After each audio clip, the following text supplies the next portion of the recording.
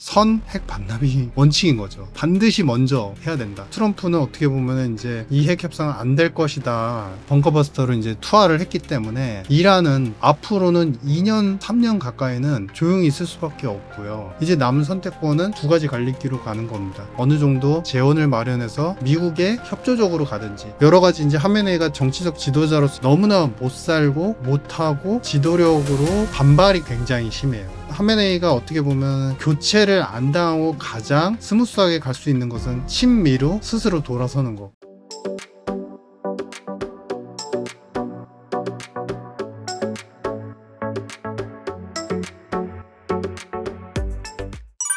이번 전쟁에서 이란은 일방적으로 타격을 받고 많은 것을 잃었다고 볼 수도 있는데요. 이후에 이란은 어떻게 움직일까요? 네, 앞서서 말씀드린 것처럼 이란이 사실은 어떻게 보면은 외교적 눈치 싸움에서 많이 느렸고 진 거죠. 그러니까 사실 외교적 눈치 싸움이라고 하면은 바이든 정부 시절에 너무 많이 믿었어요. 그러니까 뭐냐면 핵 협상 단계가 사실 하나씩 어느 정도 이제 이루어지고 있었고, 이루어지는 가운데서도 완전한 이제 핵 협상이 타결이 된 거 아니었는데, 그런 와중에서도 중국에게 원유를 공급할 수 있는 그 여력이나 이제 그런 이제 룸을 갖다가 미국 정부에서 암묵적으로 좀 인정을 해주니까 경제적으로도 어느 정도 자신들의 재정, 그다음에 투자, 군사적인 시설 완비 뭐 이런 것에 대해서 어느 정도 가능하겠구나라고 생각을 했던 거죠. 근데 그 협상이 트럼프 와서 완성이 될 거라고 이제 착각을 한 거죠. 그러니까 착각을 함과 동시에 자신들은 이제 그동안 이어지던 핵 협상에서 가장 핵심은 뭐냐면은 항상 미국하고의 입장은 스탠스는 핵 협상과 관련해서는 유일해요. 그러니까 동일해요. 먼저 뭘 할 것이냐.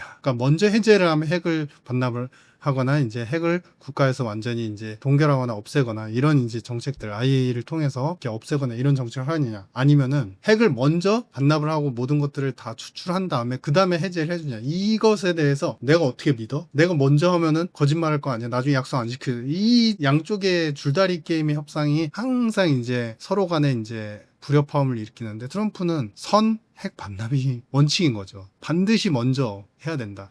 예전에 북한하고의 핵 협상에서도 똑같았습니다. 항상 경제적인 제재나 여러 가지 지원은 충분히 할 수 있지만 항상 원칙은 뭐냐면 먼저 반납을 하거나 동결을 하거나 핵을 갖다가 폐기를 한 수순으로 가야 된다. 근데 이런 부분에서 계속 6차 회담을 하는 동안 트러블이 있었을 수밖에 없었어요. 당연히 서로의 입장은 공고하니까. 그런 가운데 트럼프는 어떻게 보면은 이제 이 핵 협상은 안 될 것이다. 자신들의 입장대로 지금 따라오지 않는다라는 판단을 했고, 그런 가운데 이제 이스라엘이 그동안에 이제 시리아 반군뿐만 아니라 후티 반군부터 시작해서 대리인 역할을 하면서 어느 정도 싸워줬던, 이란을 대신해서 싸워줬던 그런 이제 군사 세력들을 이스라엘이 작년도에 상당히 공격을 많이 해가지고 데미지를 많이 입혀놔서 군사 시설물뿐만 아니라 주요 인사가 사망을 한 상태란 말이죠. 그런 상황에서 공격을 했고, 거기에 이제 어느 정도 정리를 하는 차원의 쐐기를 박는 이제 벙커버스터를 이제 투하를 했기 때문에 결국 이란은 앞으로는 2년, 적어도 3년 가까이는 조용히 있을 수밖에 없고요. 시리아가 앞서서 사례로 말씀드렸잖아요. 시리아는 결국에는 아사드 정권이 그때 계속 미국에 대해서 반발적으로 얘기를, 그 미국이 하는 정책에 당연히 중국한테 이제 더 많이 외교적으로 이제 딱 달라붙어 있는 관계이다 보니까 계속 반발적인 얘기를 했고, 반발적인 정책과 행동을 했습니다. 실제로 여러 가지 이제 아프가니스탄뿐만 아니라 이라크, 여러 가지 중동에 개입을 할 때 미국은 사탄이다, 왜 여기에 개입을 하냐, 이런 식으로 하다가 결국에 제재가 끝나지가 않았죠. 끝나지가 않고 테러 위험 국가로까지 분류가 됐었는데, 그러면서 경제적으로 계속 내리막을 걷게 되고 군사적으로 정비할 수 있는 재원조차 마련을 못하게 됩니다. 그러면서 사실 아사드 정권은 추출이 되죠. 작년도 연말쯤에 추출이 되면서 이제 친미 정부로 다시 이제 재정립이 되게 됩니다. 그러면서 시리아는 이제 조용하게 됐고, 물론 일부 이제 시리아 반군, 일부 이제 군사 정권들은, 일부 인사들은 남아 있긴 하지만 전체적인 정권, 국가적인 틀은 친미 정부로서 이제 전향을 하게 되죠. 그러면서 제재는 일부 해제가 됐어요. 그러니까 이란은 이제 남은 선택권은 두 가지 갈림길로 가는 겁니다. 첫 번째는 중국하고 미국 의 트러블이 더 격화되고 중국의 힘에 입어서 다시 자신들이 원유를 어느 정도 팔 수 있는 그 룸을 찾아가지고 어느 정도 재원을 마련해서 앞으로 다시 일어서거나 무기를 또 만들 수 있는 역량을, 그 시간을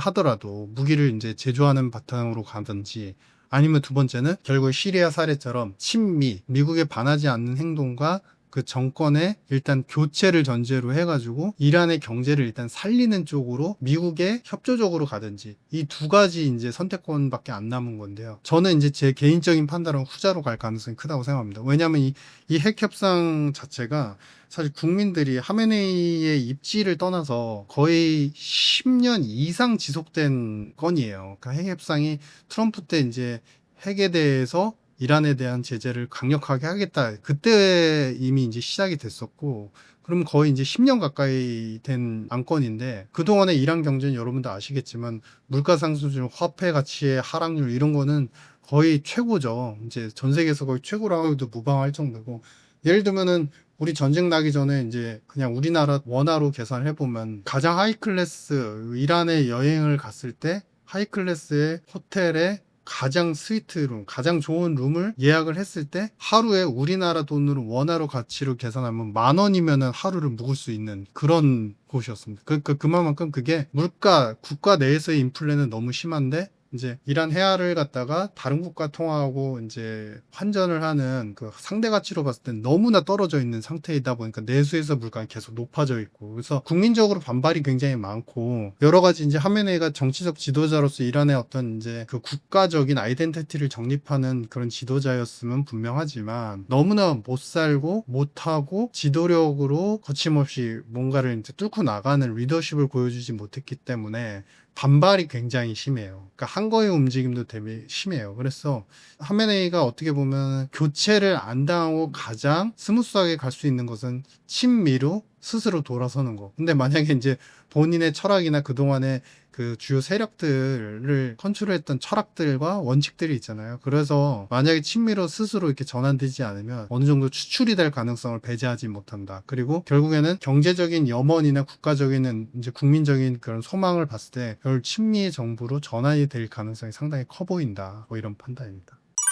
하메네이가 나이도 많고 건강도 우려된다는 얘기가 많이 들리는데요. 이런 상황에서 국민들은 이란이 친미로 바뀌는 걸 더 원하는 상황인가요? 왜냐면 먹고 사는 문제가 너무 이제 오랫동안 그동안의 하메네이 같은 경우는 사실은 드림 그러니까 뭐냐면은 앞으로 가는 골에 대한 목표 그다음에 자신들이 어떻게 될지에 대한 큰 그림들, 피처들을 국민들한테 굉장히 많이 설파를 했었어요. 그러니까 결국에는 이란이 자신들이 중동 내에서의 가장 큰 세력으로서 입지를 다지고 핵 협상을 통해서 핵을 인정받고 중요한 건 핵 보유 국가로 인정까지 받고 자신들이 이걸 계속 밀어붙이고 거기에다가 경제적 혜택까지 받으면서 중국, 러시아의 어떤 큰 세력 부상을 통해서 자신들도 대거의 큰 대규모의 국가로서 거듭나겠다. 이런 약속을 하고 지금까지 이끌어왔단 말이죠. 근데 그게 전혀 안 지켜지고 오히려 이번에 이제 미국의 공격에 대해서 사실상 무력한 그런 모습을 보여줬잖아요. 그리고 다른 정치적인 외교적인 어떤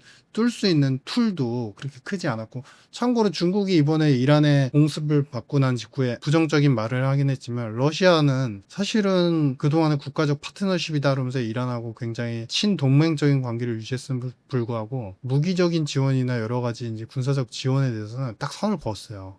그냥 안 했으면 좋겠다. 전쟁이 빨리 끝났으면 좋겠다. 그러니까 러시아도 미국하고의 관계에서 인센티브가 있기 때문에 그런 거죠. 그러니까 결국에는 이란의 위상이 그렇게 크지 않았다는 거를 공공연하게 전 세계적으로 국민적으로도 보여준 사례이기 때문에 하메네이는 사실은 이번에 상당한 리더십 부재와 그 열위를 스스로 입증을 해준 것이다. 뭐 이런 판단입니다. 사우디 등 주변국들은 이번 전쟁과 관련해서 어떤 입장을 보이고 있나요? 사우디 외무부는 이번에 말 그대로 토시아나가 안 그래도 아주 원론적인 입장이었어요. 그러니까 제3지역에서의 이제는 이제 순위 시아파의 그런 종파 간의 싸움은 이제는 거의 이제 이루어지지 않고 중동도 사실은 일단은 자국의 입장에서 그다음에 여러 가지 경제적 입장 그런 상황 속에서 다극화되고 있거든요. 그러니까 우리 순위 국가들이 공격을 받았으니까 같이 공격하자 뭐 이런 시아파는 다 뭉쳐서 똘똘 뭉쳐서 물론 이란이 이번에 마지막까지 이제 대리인 국가들, 대리인 세력들하고 이제 함께하는 모습을 좀 보여주긴 했지만 사실 그로 인해서 남은 결과는 다 공격만 받았다는 거예요. 그래서 그런 부분 때문에 사우디는 이미 15년, 16년도를 지나면서부터 중국에게도 어느 정도 자신의 발을 담그고 그다음에 경제적으로 봤을 땐 미국한테도 항상 요청을 하고 지켜라. 특히 군사적으로 여러 가지 안보적인 부분을 지켜라라는 이제 양쪽의 갈림길로 갔었기 때문에 이번 이란 사태와 관련해서도 사실 외무부가 발표한 거나 굉장히 중립적이었죠. 중동 지역에서의 모든 갈등과 트러블들이 빨리 종식되길 바란다. 세계 평화가 빨리 오길 바란다. 이런 차원의 원론적인 입장만 보였습니다. 그러니까 그만큼 사우디는 철저하게 마이웨이를 가겠다.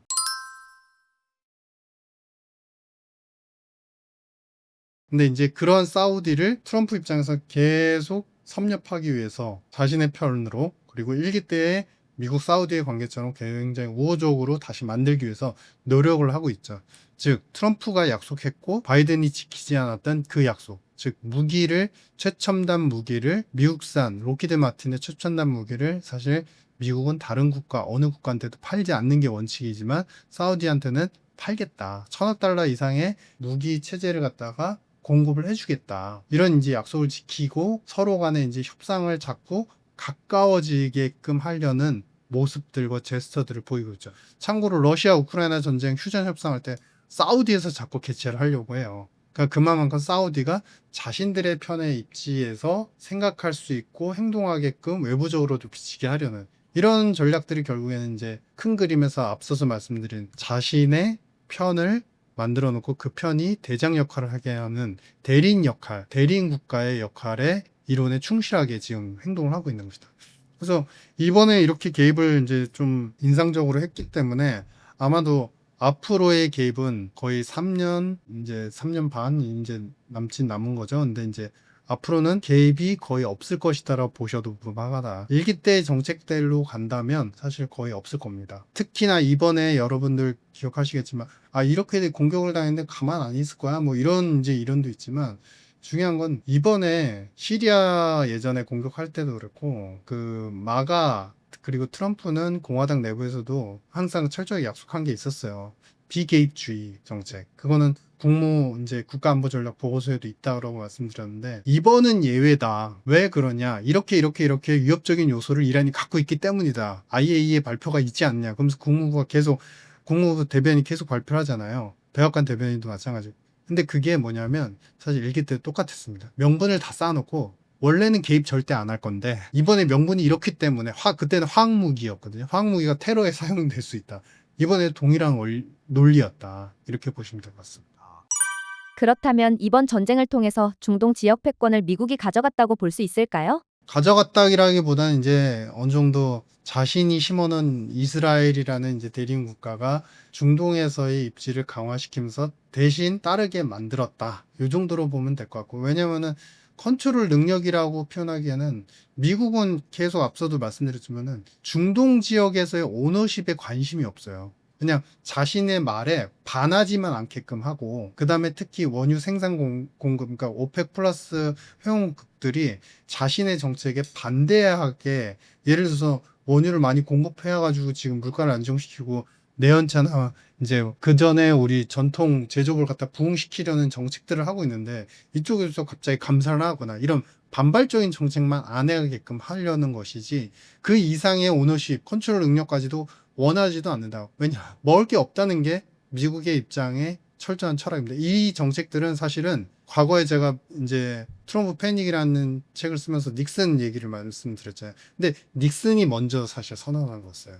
안보는 스스로 지켜야 된다. 그리고 중동 지역에서 많이 군사적으로 출혈을 했는데 사실상 우리는 먹을 게 없었고 이득이 본 게 없었다. 우리의 피해만 있었을 뿐이다. 그런 문구와 그 센턴스 자체가 트럼프 일기 때 똑같이 실렸었거든요. 그러니까 그만큼 트럼프의 원칙은 비개입주의는 맞다. 근데 중국과 연대된 다른, 그리고 중동 지역에서 자신의 정책에 반하는 국가에 대해서는 일시적으로 개입을 할 수 있는데 이번에 그 개입이 실행된 것이다. 일기 때와 이기는 다르다라고 하지만 국가의 어떤 글로벌 국가들의 어떤 정치적 질서나 외교적 질서가 미국이 힘을 완벽하게 잃을 수밖에 없을 정도로 강한 국가가 올라선다라고 하면 이번 이기는 다를 수 있습니다. 하지만 제가 이거는 이제 경험적으로 말씀드린 건데 미국이 세워놓은 질서에는 반할 수는 없을 것이다. 경제적으로도 앞으로 내수 부양 체제도 마찬가지고 추후에 말씀드린 스테이블 코인과 관련된 정책에서도 마찬가지다. 뭐 이런 판단입니다. 중동 리스크가 휴전을 하면서 조금은 일단락된 상황인데 에너지 시장이나 채권, 다른 자산 시장의 움직임은 어떻게 될까요? 일단은 이번에 이제 정책적으로 안정화시키는 국가를 떠나서 이제 전 세계적 리더십을 다시 한번 보여준 계기가 됐기 때문에 이제 트럼프는 감세안이나 지니어스 법안의 스테이블 코인에 어떻게 활용을 할 것인지 구체적인 이제 법안이 사실은 없는 상태이기 때문에 거기에 더 집중을 할 겁니다. 그러니까 그만큼 지금 시장은 이란의 그 위력 과시에도 불구하고 실제로 위상은 중국, 러시아 사이에서도 크지 않았다. 그리고 그들이 선택할 수 있는 옵션, 선택권은 많지 않았다라는 거를 그대로 입증을 한 사례다라고 이제 판단을 하기 때문에 유가는 어느 정도 단기 급등을 했다 다시 급락을 한 상태이고 급락한 상태에서 또 완만하게 오펙의 감산 증산 여부에 맞춰서 유가는 하향 안정화될 가능성이 큽니다. 특히나 지금 미국도 셰일 오일을 적극 공급하고자 하는 그런 입장이거든요. 아주 쉽게 말씀드리면 트럼프 일기 때는 셰일 오일을 갖다가 이제 채취할 수 있는 토지를 연방정부가 상당 부분 소유를 하고 있는데 그거를 갖다 임대를 해주지 않았어요. 막았어요. 근데 이번에는 그 임대량을 늘리겠다는 입장이기 때문에 원유는 안정화될 가능성이 크고 다만 금리는 그러면 따라서 하향 안정화되어야 되는데 그렇지 않죠. 왜냐하면 CPI가 안정적임에도 불구하고 지금 파월 의장과 일전에 우리 점도표에서 보신 것처럼 페드의 이제 향후 물가에 대한 경로는 올 하반기에 어떻게 될지 모른다는 불안정성을 다 주요인사들이 특히 통화정책 이제 위원들이 그렇게 갖고 있는 상태예요. 그러다 보니까 이제 올해 2회 인상 정도가 적당하다라고 점도표에 나와 있는데 사실 그렇게 본다고 한다면 지금 금리는 현 수준에서 4.3, 10년물 금리입니다. 4.3, 4.5 요 사이를 상당 기간 계속 횡보할 수 있는 빠지면 다시 오르고 올랐다 다시 빠지고 왜냐하면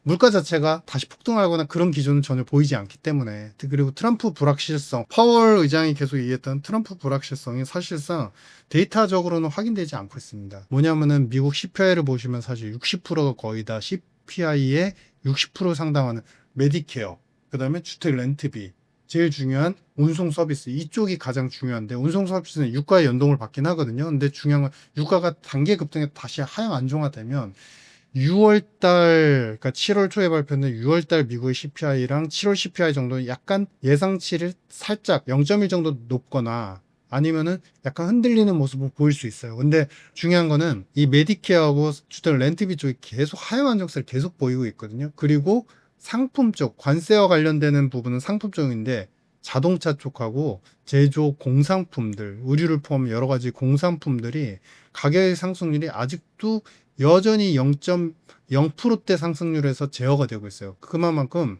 물가 기조는 여전히 하향 안정 기조가 맞다. 다만 파월 의장은 데이터에 확인되지 않은 관세에 대한 영향력을 너무 과장해서 좀 포장하는 경향성이 있다. 일기 때도 마찬가지였는데 왜냐면 이거를 생각해 하셔야 돼요. 관세가 높아지면은 그래도 그 전만큼 수입 금액이 유지가 되기 때문에 상품 가격을 갖다가 많이 올리고 그것이 전반적인 인플레를 확장시킨다라는 로직으로 모두 다 말씀하시지만요. 전체 소비에서 특히나 가장 높게 매기는 중국산 상품들 있죠. 미국의 전체 소비에서 중국산 제품들, 상품들 있잖아요. 보이는 서비스 말고 상품들의 그 소비 규모는요. 4에서 5%밖에 안 됩니다. 전체 총소비에서. 그러니까 그만큼 그 미약하다는 거죠. 이쪽의 상품이 가격이 2배로 뛰어서 100% 때문에 2배로 뛰었다고 가정해서 그래도 수입을 또 유지를 한다. 다 그래도 그럼에도 불구하고 산다는 가정하에서도 사실 그 영향이 크지 않다는 겁니다. 그래서 트럼프의 관세에 대한 영향력들은 상당히 좀 그 과대 포장된 면이 있다. 뭐 이런 판단입니다. 네.